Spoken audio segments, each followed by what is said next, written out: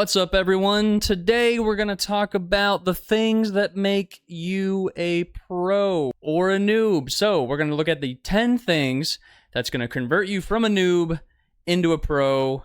Here we go. By the way, my name is Skylar. I'm a real estate investor in Louisville, Kentucky. I've been doing it for several years now. I'm also actively involved in the local groups we have here with other like-minded investors. And I try to take what I've learned from them or from my own experience and pass it on to you. Legal disclaimer, this is for entertainment purposes only. Do not come after me. Talk to a professional.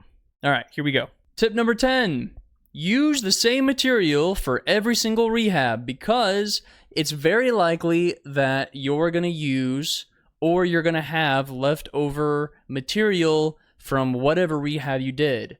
A lot of investors I know actually use the same material for every single house they work on, so they don't have to think about what matches and what doesn't because they've already done the work ahead of time. Tip number 9, sort of along the same vein, but basically you can reuse the same locks, door locks, every time a tenant moves in or moves out. Basically, and they even make these like little dial things where you don't even have to like dismantle the whole lock. You just like put the master key in and the little cylinder will come out and you can put a new cylinder in. And every time a tenant comes in or out, you just switch it with what you've already had. So you never have to buy new locks. It'll save you hundreds of dollars. Tip number 8, contractors are aplenty, but the good ones are rare. So if you found yourself a good one, treat them well.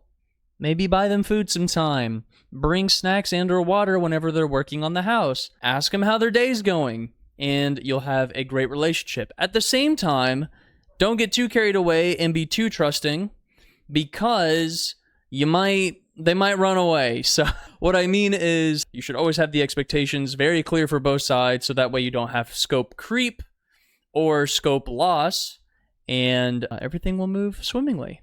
Oh, another thing, and I should have mentioned this, so this is still part of point 8, but contractors are well teach you how to save cost, and a good one will also show you what the line items are, what's most important, what items are more, I don't want to say fluff, but more quality of life adds, It's nice to have, not required to have, and they can even show you or teach you how to do some of the things yourself so you can mitigate on costs and therefore buy more property. So for them, it's not about losing work on their side. It's about making sure you can save on cost so you can keep giving them work on future projects. Tip number 7, and this is something I mentioned in the last video, which is you should learn something every single time you do a deal. Every time you buy a house, there should be something new that you are learning. Last time for me, it was hard money and how to do drywall and what goes into putting drywall up, sanding it and painting it, blemishes, what to look out for. And now that I know that, I can hire cheaper labor and say, hey, do this thing for me so I can save myself time and money that I would normally have to pay out to a professional, but I don't need a professional because I just need good enough. Yeah. Tip number 6, join a local real estate group. And there's several reasons why you want to do this. And there is something, how do I say this? You should do it, but also play it safe. The reasons joining a local group is very good because you're going to pair yourself with people who are like-minded and they've already done a lot of the work. They may be further behind you. They may be way further ahead than you are. But these meetups are great. You want to find contractors. You want to find people who can find the deals for you. You want to find other people. Once you start trusting people, maybe you can start doing JV work. I wouldn't immediately out of the gate do a joint venture or partnership with anyone from the first one. You should develop a relationship with them first over time, and then if you feel good, then maybe it's an option. There are many ways where it can go south, so be careful. The other thing that is really important is be careful who there's always bad apples in any group that you get into, right? There's always going to be someone in the crowd who's a bad actor. They're not good person. They're selling snake oil or something that isn't good for you. They're trying to scam you out of something. So be very careful about that. The way that I check to make sure it's actually good advice and something I should get into, which is number 1, talk around, ask other people, other investors, hey, what their opinion on this thing is. You're going to get a pretty good idea from that. The second thing is if someone feels like they're rushing you into doing something, probably a scam. You shouldn't feel rushed to do anything. Number 2 or 3, whatever number we're at right now, if it sounds too good to be true, it probably is. And then, yeah, that's it. Oh, and then go home. Whenever someone approaches you and they're like, hey, I want to sell you, you could take out life insurance, buy life insurance from me, borrow against that life insurance, and then you could use it to buy property. Well, that idea is not bad. You should do your own research, go home and say, hey, you know what? Or sorry, in the moment, say, hey, I'm gonna fact check this or research it when I get home. Thank you for bringing it to my attention. If it seems like it's a good fit for my business, I'll do it. But if not, I'm just gonna pass on the opportunity.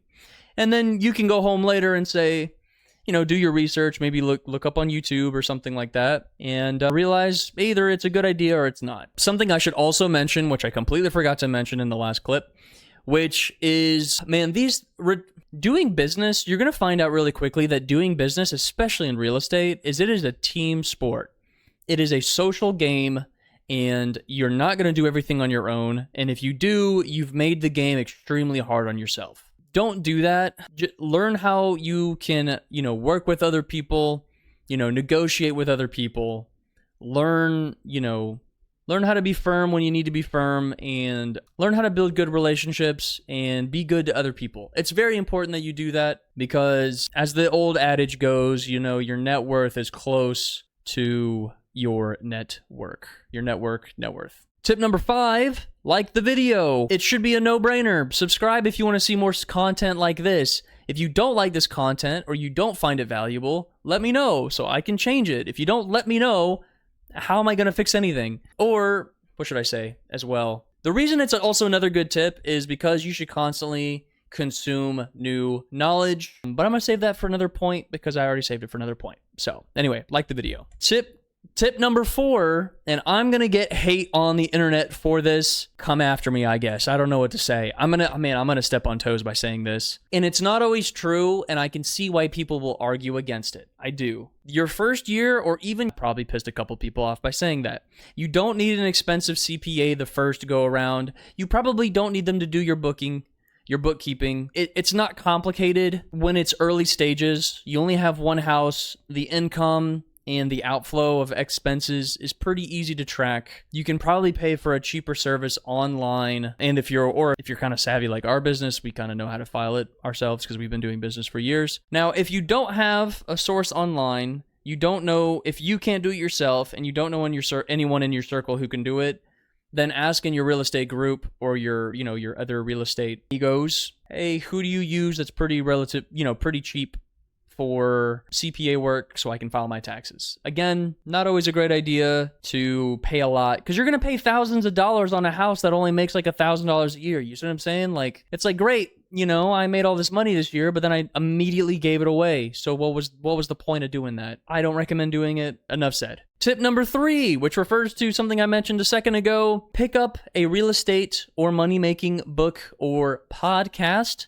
There are a plethora of them out there. I used to listen to Bigger Pockets all the freaking time. Even in my previous videos, I've mentioned Bigger Pockets. Shout out to Brandon. Thanks, dog. And it'll be good for a couple of things. Number 1, it'll motivate the crap out of you. Number 2, you get to learn through other people's mistakes. Number 3, you'll realize that you're not alone, and, other people have made mistakes too. No one really figures it out the first time. They learn over time. And a huge warning that I need to give you guys, and this is very common. It's so common, and I've done it. I'm guilty of this. You're going to get into analysis paralysis if all you do is consume content and never actually make action. I started researching real estate in 2020. I didn't actually start buying real estate until 2024. That's how long it took me to get out of the mode of consuming educational content. And something I like to say all the time, which is, you cannot get a six-pack by reading a book. At some point, the book is not enough. You just have to do the thing, and you'll get better over time. There's no other way. You're going to make mistakes. You may not do it as efficiently, But yeah, don't get stuck there. Don't get stuck in analysis paralysis and constantly do new research thinking you're making progress when you really haven't done anything. All you did was increase your brain power, but not your physical financial power. Tip number 2, organization is a must. It is a must. It's a must. It is so necessary. I've seen, now, for those who don't know, I used to say I'm an ex-engineer. I guess I'm still in engineering now. I'm a project, you didn't hear my voice crack. I'm a project engineer for a construction company as of the recording of this video. And something that I see way too common in, especially engineering, and I know this exists in other fields, I'm just not in those fields, which is poor management, both through a leadership perspective, but also poor management through an actual management and organizational perspective. It's so important that I think I will make a video sometime in the future about how to get better at organizing and how to organize your files and to just keep everything clean. You know, I use a Google Drive, use a OneDrive, whatever you're comfortable with using, use that. Because what's going to happen is you might use a lender for this house, then maybe a different lender for that house. Or you've got an Excel sheet for this house, and maybe you have some like physical documents in a filing cabinet. You need to keep things organized. It is so important. Be organized. If you don't know how to be organized, watch a video on being organized. And again, I will make a video on this in the future. Tip number 1, remember all the tips I gave you in this video. If you don't remember them, rewatch it. You might even use the little AI synopsis thing on the side. Kind of helpful sometimes, but other times it's not as helpful because it doesn't give you, it gives you bullet points, but it doesn't give you the meat in the actual video. So it's good, but also not good. Start doing the work, not financial advice. This is entertainment. Don't come after me. Thanks for watching. Best of luck. Subscribe for more. And I will see you guys in the next one. Ciao.